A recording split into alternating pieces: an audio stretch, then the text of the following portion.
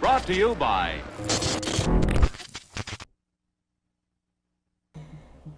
During this time of year, we are often reminded about the things that we have come to fear most of all. Over the course of the changing seasons, we often try to bury those fears in the deepest parts of our minds, forgetting the sense of terror and unease that they always bring to us.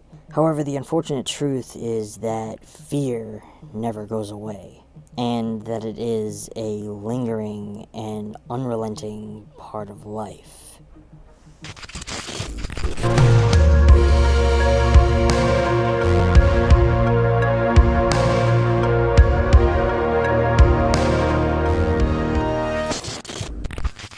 On Halloween night, a group of friends look for the thrill of a lifetime when they enter an extreme haunted house that supposedly brings their deepest, darkest fears to life.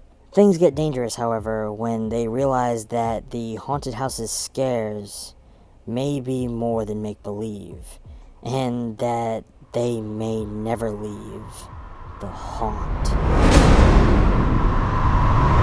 Stepping into this twisted labyrinth of terror, we are delivered a narrative experience that focuses more on its story and characters than a cheap horror romp normally would.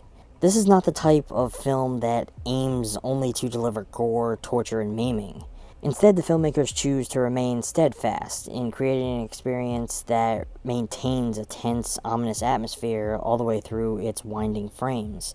Visually, we are treated to a beautiful presentation with vibrant lighting that feels natural given the setting. Each of our protagonists are varied enough to help them be quickly identifiable, while our antagonists are all unique and memorable in their own rights, providing an eclectic mix of twisted devils, clowns, witches, and chainsaw-wielding zombies. We're introduced to our central protagonist, Harper, and her core group of fun-loving, fresh-faced friends, as they set out to find a fun night of frights on Halloween. Something I enjoyed very much was that this core group is not your typical eclectic mix of varied characters that appeal to wider audiences, but would have no business being friends in real life. Instead, their relationships all feel warranted and believable as they interact genuinely together. We are placed alongside Harper, a damaged young girl who grew up in a life of pain, living under the thumb of an abusive father. She is just on the cusp of escaping an unhealthy relationship with her abusive alcoholic boyfriend,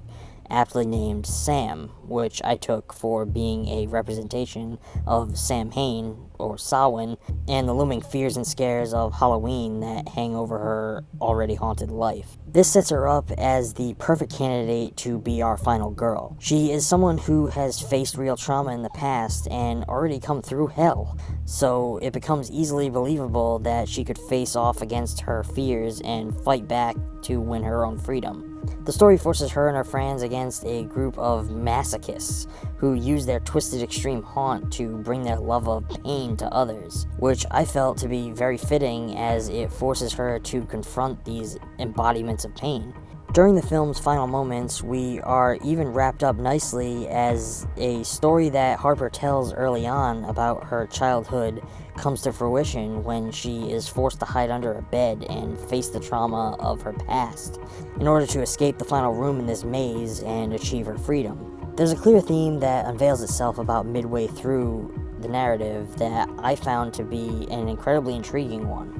The idea that each of us is hiding behind a mask in some form, whether it be to cover up the ugliness of who we truly are, or to hide away the pain of our trauma. Our antagonists strip away their costumes as we move deeper into the story, revealing that they physically alter their faces to better reflect the ugliness of who they truly believe themselves to be.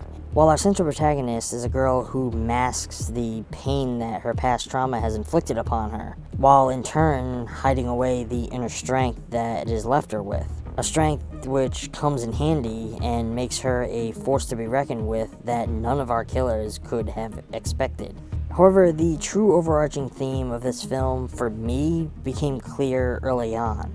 That this would be a story centered around a task of facing down fear. It places someone who has lived her whole life retreating from the pain of her past into a situation where she must finally take up arms and confront the things that leave her utterly haunted.